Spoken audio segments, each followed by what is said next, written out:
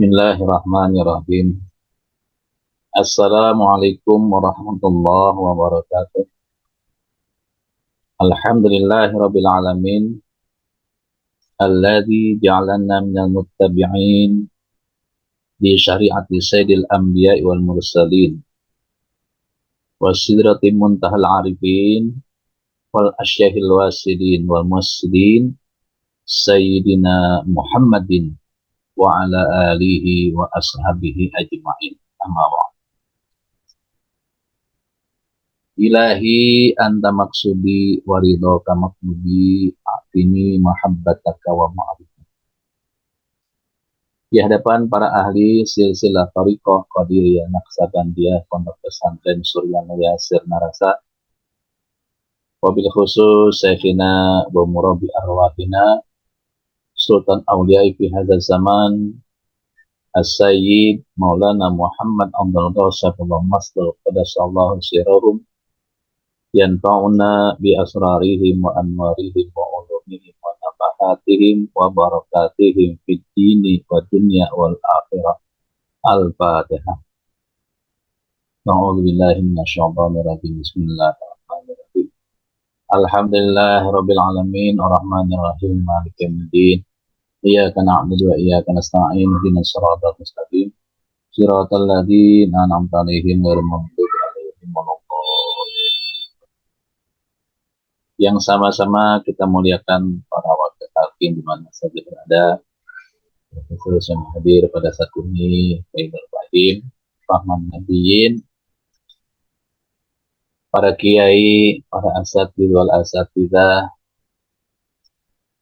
para petugas manakib, para ikhwan dan akhwat, wabil khusus Teh Susi kita dan Umi Syahid,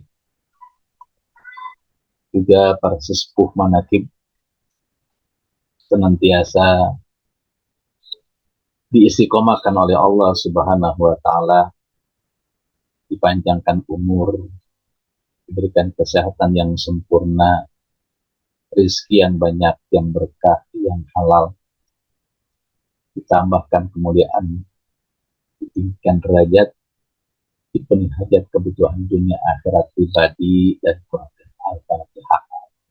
A'udzu billahi minasyaitonir rajim. Bismillahirrahmanirrahim. Alhamdulillahirabbil alamin arrahmanir rahim maliki yaumiddin. Iyyaka na'budu wa iyyaka nasta'in ihdinas siratal mustaqim siratal ladzina an'amta 'alaihim ghairil maghdubi 'alaihim waladdallin. Alhamdulillah, pada sore hari ini kita masih dikumpulkan dengan karomah dan keberkahan guru mursyid kita. Salawat dan salam tercurah dari junjungan kita baginda Nabi besar Muhammad sallallahu alaihi wasallam, kepada keluarganya, sahabatnya, dan juga kepada seluruh umat. Allah Subhanahu wa taala berfirman pada surat At-Taubah ayat 36 yang berbunyi, inna iddatas syuhur indallahi 12 syahran fi kitabillah yauma khalaqas samawati wal ardh minha arba'atun. Sesungguhnya bilangan bulan di sisi Allah ada 12 bulan. Dalam ketetapan Allah, di waktu Allah menciptakan langit dan bumi, di antaranya adalah 4 bulan haram. Hidup kita berbilang hari, berbilang bulan dan tahun. Seluruhnya telah diatur oleh Allah Azza wa Jalla. Ayat ini menjelaskan bahwa di antara waktu-waktu yang telah diatur Allah Azza wa Jalla terdapat waktu-waktu yang mulia dan dimuliakan. Di antaranya adalah bulan Rajab. Kita sudah berada di tengah-tengah bulan Rajab. Di dalam kitab Fadhilus Syuhur, karya guru agung kita Syekhuna wa Maulana Muhammad Abdul Ghasyabullah Masdul Qadasallahu Sirahum, beliau mengutip, menjadikan bulan Rajab itu terdiri dari 3 huruf. Yang pertama adalah huruf Ro. Huruf Ro di dalam kitab Ad-Syuhur itu adalah Ridwan. Maksudnya Ridwanullah, keridhaan Allah Subhanahu wa ta'ala.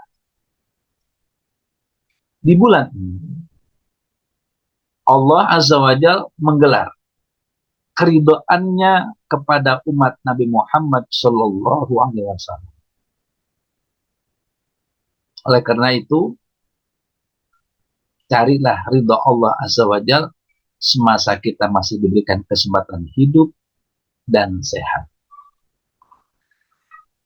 Karena ridha Allah itu hanya bisa diraih oleh orang yang masih hidup di dunia, bukan setelah dia mati di akhir.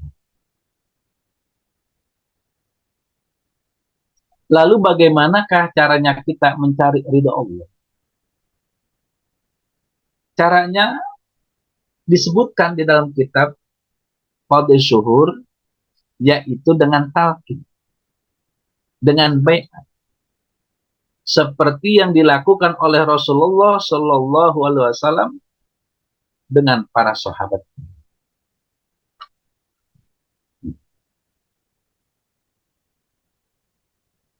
Dalam Al-Quran Allah berfirman, laqad radiyallahu anil mu'minin yubayyi'unaka tahta syajarah. Sesungguhnya Allah Subhanahu wa ta'ala telah ridho terhadap orang-orang mukmin ketika berbaiat kepada Muhammad di bawah pohon tahta syajarah. Fa'alima ma fi qulubihim, maka Allah mengetahui apa yang terdapat di dalam hati mereka.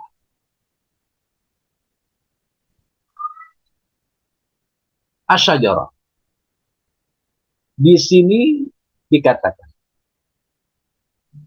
kalimatun thayyibah kasyajaratin thayyibah.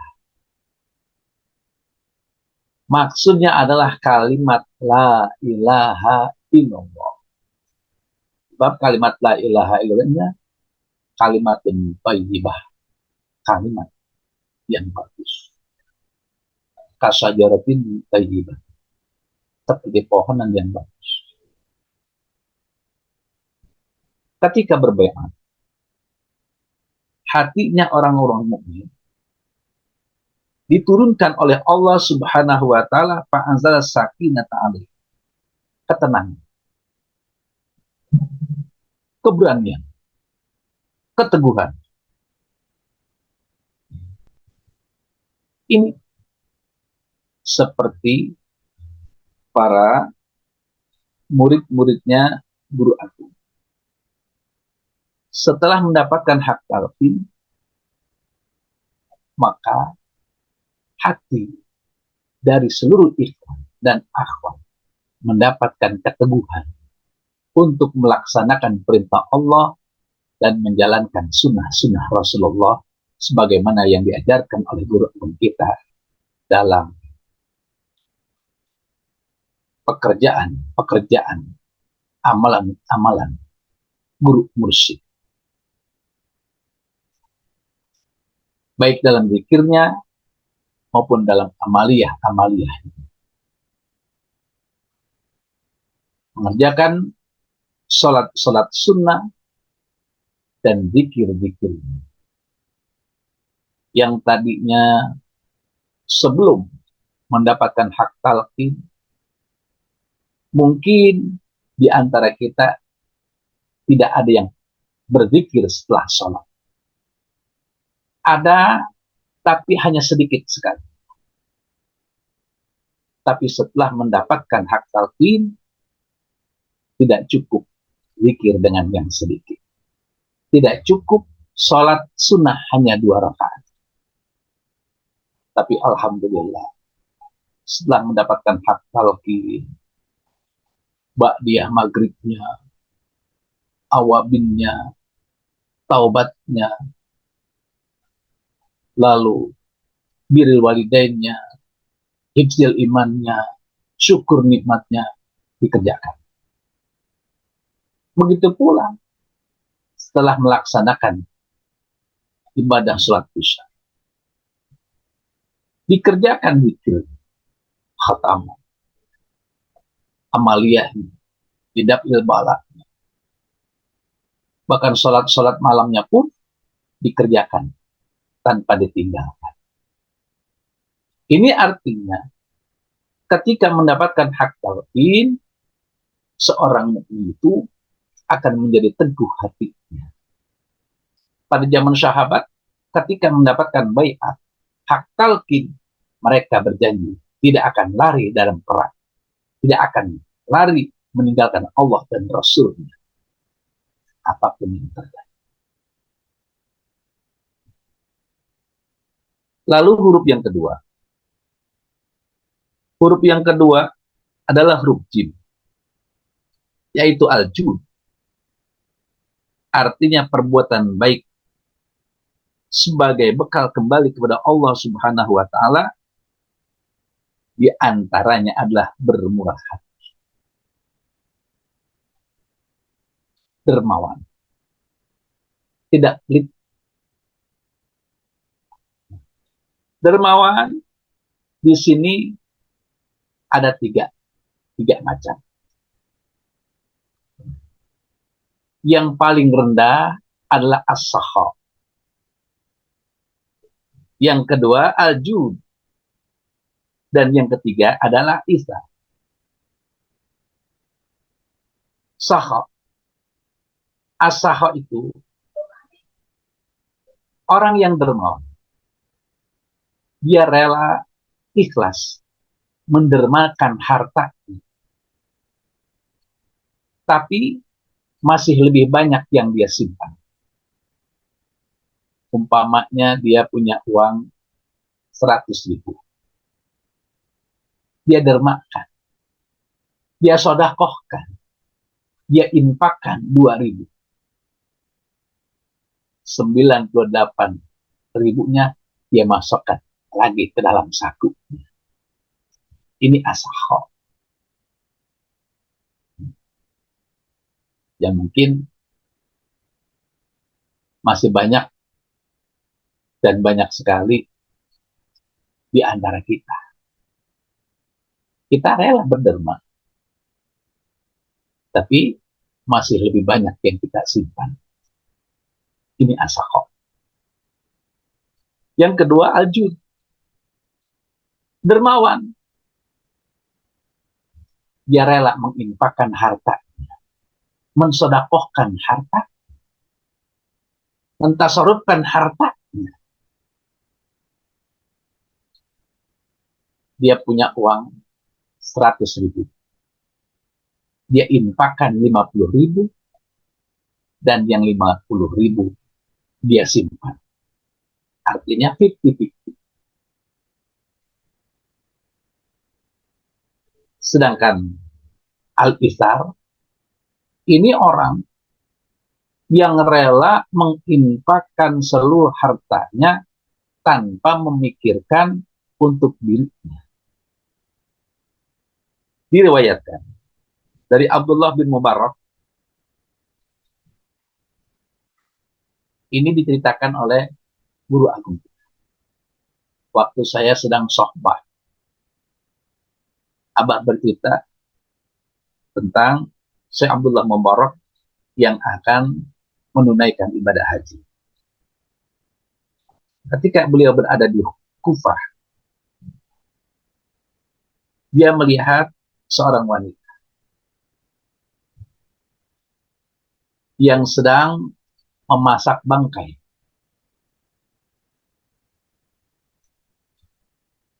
Abdullah Mubarak tidak tahu bahwa yang dimasak oleh seorang wanita itu adalah bangkai. Harum. Kalau kata Abah, sedang membakar sate. Abdul Mubarak minta, Bu bagi dong dagingnya.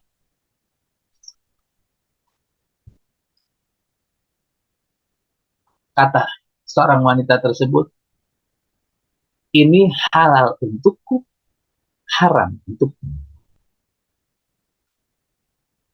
Syekh Abdul Mubarak kaget. Kenapa bisa begitu, Ibu? Aku memiliki 3 orang anak yatim. Sudah 3 hari, 3 malam belum makan. Maka aku ketemu ada kambing mati. Lalu dagingnya aku potong. Aku bawa pulang sebagai untuk aku beri makan kepada anak-anakku. Maka ini halal untukku, haram untukku. Abdul Mubarak langsung balik badan ke Ka'bah. Kembali ke tempatnya. Mengambil seluruh perbekalan haji. Dibawa, diserahkan kepada wanita tersebut. Sehingga Abdullah Mubarak tidak jadi untuk melaksanakan ibadah haji. Tapi kata apa? Setelah orang-orang pulang haji, dia juga pulang ke rumahnya. Banyak jamaah haji. Banyak orang-orang yang mengucapkan selamat atas keberangkatan haji Abdullah Mubarak dan mendoakan supaya menjadi haji mabrur. Kata Syekh Abdul Mubarak, tahun ini saya tidak pergi haji. Saya tidak berangkat haji. Lalu teman-temannya, orang yang berangkat haji, berbicara, Tuan, bukankah kita pernah bertemu di depan Ka'bah? Tuan, bukankah engkau menitipkan permadani ini kepadaku agar supaya aku bawa ke rumah? Dan masih banyak sekali barang-barang yang dibawa oleh jamaah haji untuk diserahkan kepada Abdullah Mubarak. Padahal saat itu Abdullah Mubarak tidak melaksanakan ibadah haji. Luar biasa. Ganjaran ridho Allah Subhanahu wa Ta'ala yang didapatkan oleh Abdullah Mubarak. Dia padahal tidak memikirkan apa-apa untuk dirinya. Karena seluruhnya perbekalan haji yang dia miliki diserahkan kepada seorang wanita di Kufah. Ini adalah jud, bermurah hati.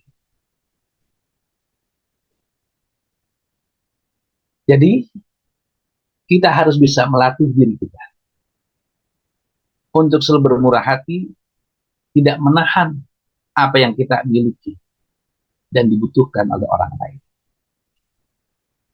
Rasulullah Shallallahu Alaihi Wasallam bersabda, "As-sakhiyu qaribu minallah Ta'ala, qaribu minan nas, qaribu minal jannah, ba'idu minan nar." Orang yang dermawan, orang yang murah hati, dekat kepada Allah Subhanahu wa Ta'ala, dekat kepada manusia, dekat kepada surga, jauh dari neraka. Wal bakhilu ba'idu minallah Ta'ala, ba'idu minan nas, ba'idu minal jannah, qaribu minan nar. Sedangkan orang bakhil, orang pelit, jauh dari Allah, jauh dari manusia, jauh dari surga, dan dekat dengan neraka.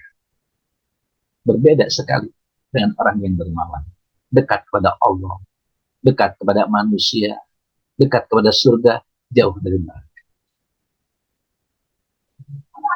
Lalu Rasulullah mengatakan, wal jahlu as-sakhiyu ahabbu ilallah ta'ala minal abidi al-bakhil. Orang bodoh yang dermawan lebih dicintai Allah daripada seorang ahli ibadah tapi bakhil, tapi pelit.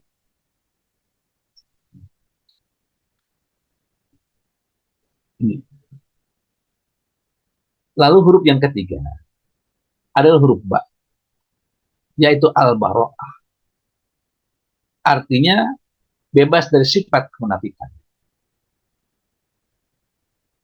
Allah Azza wa Jalla berfirman dalam surah Al-Baqarah ayat 8, "Wa minan nasi may yaqulu amanna billahi wa bil yaumil akhir wa ma hum bimu'minin." Di antara manusia ada yang mengatakan kami beriman kepada Allah dan hari akhir. Padahal sesungguhnya mereka itu bukan orang-orang yang beriman. Artinya mereka adalah orang-orang munafik.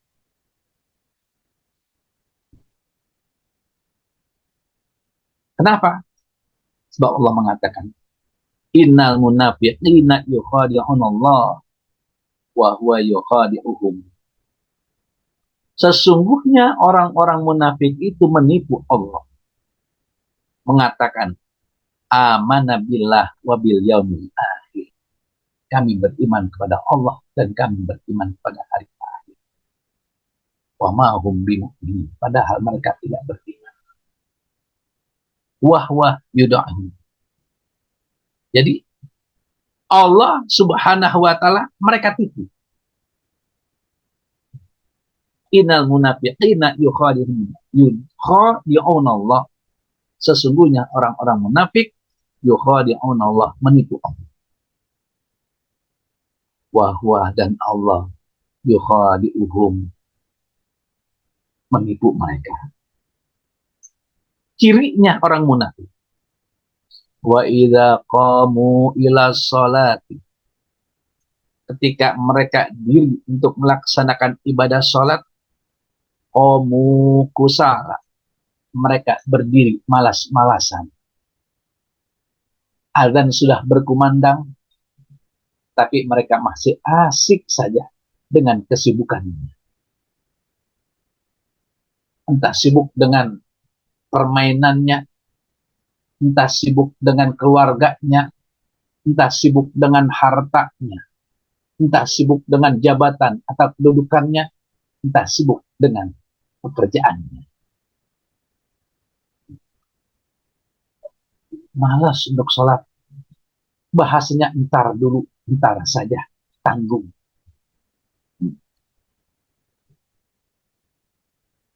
Yura'unan nas, ketika mereka beribadah, mereka pamer. Mereka ingin mendapatkan penilaian dari manusia, ingin mendapatkan pengakuan dari orang lain. Orang munafik. Wala yazkurunallah, mereka juga malas, tidak berzikir kepada Allah Subhanahu wa taala illa qalila, kecuali sedikit sekali. Salat yang dikerjakan hanya salat fardhunya saja 5 waktu. Zikirnya tidak zikir, mungkin yang dibaca hanya subhanallah. Subhanallahnya pun dibaca terburu-buru. Subhanallah menjadi banallah, banallah, banallah. Alhamdulillah dibaca menjadi alhamdulillah, alhamdulillah, danlah, andallah. Allah Akbar juga dibaca terburu-buru. Ini ciri-ciri dari orang munafik. Allah Subhanahu wa taala ancam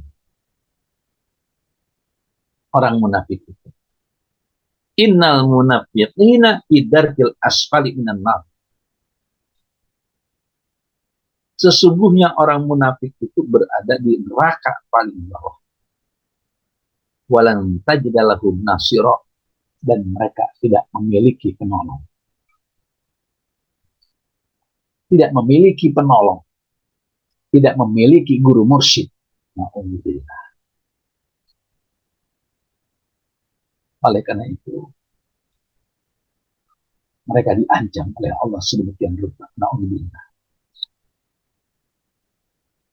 Semoga kita dibebaskan dari Allah dari sifat-sifat munafikan. Kenapa? Dikatakan inna sifat al-mumati fil qalbi kafirah.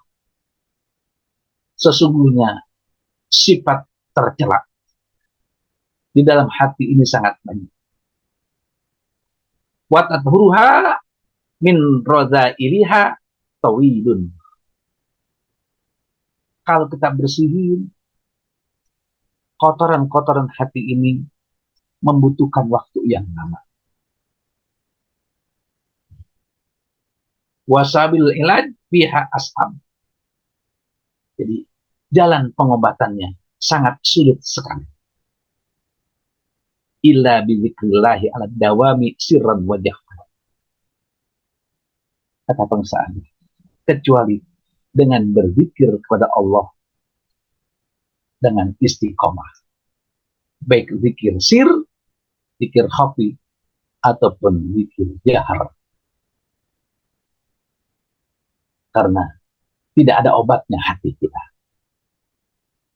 selain berzikir kepada Allah Subhanahu wa ta'ala. Likulli syai'in siqalatin. Setiap sesuatu ada pembersihnya. Wa siqalatul qulub.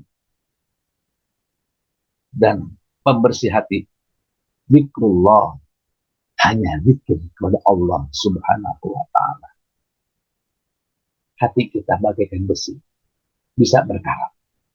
Kalau kita lalai, kita lupa kepada Allah Subhanahu wa ta'ala, maka kelalaian tersebut akan menjadi kotoran-kotoran yang menempel di dalam kalbu kita, sehingga menjadi penyakit-penyakit hati, sifat-sifat buruk yang menempel pada hati kita. Na'udzubillah. Demikian yang dapat saya sampaikan. Kurang lebihnya saya mohon dibukakan pintu maaf sebesar-besarnya. Semoga manfaat dunia dan akhirat, berkah segalanya semuanya selamanya dibarakati wa hormati Maulana Muhammad Abdul Rasulullah Masjid. Al-Fatihah. A'udzubillahi minasyaitonir rajim. Bismillahirrahmanirrahim. Alhamdulillahirabbil alamin arrahmanir rahim maliki yaumiddin. Iyyaka na'budu wa iyyaka nasta'in ihdinas siratal mustaqim.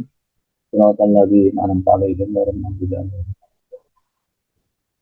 waladdallin. Wassalamualaikum warahmatullahi wabarakatuh.